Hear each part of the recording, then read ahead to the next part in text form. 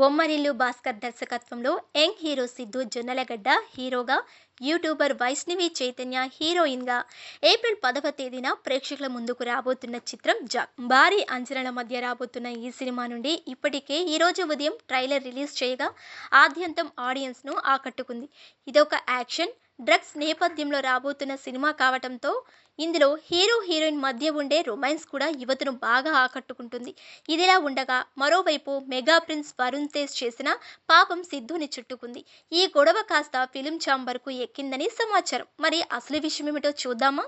అసలు విషయంలోకి వెళితే ప్రముఖ నిర్మాత బాపినేడు నిర్మాణంలో దర్శకుడు ప్రవీణ్ సత్తార్ నిర్మించిన చిత్రం గాంధీవధారి అర్జున.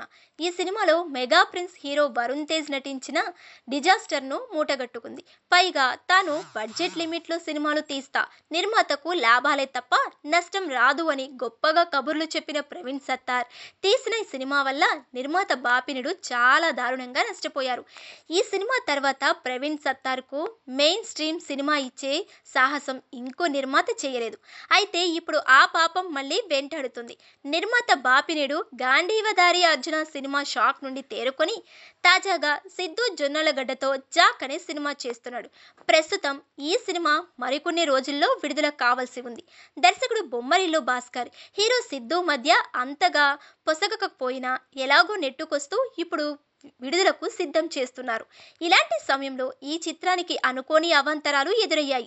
అసలు విషయంలోకి వెళితే గాంధీవధారి సినిమా ఈస్ట్ థియేటర్ హక్కులను కొనుగోలు చేసిన అనుశ్రీ సత్యనారాయణ, వెస్ట్ హక్కులను కొనుగోలు చేసిన ప్రవీణ్ లోక్ ఫిల్మ్ ఛాంబర్లో ఫిర్యాదు చేశారు.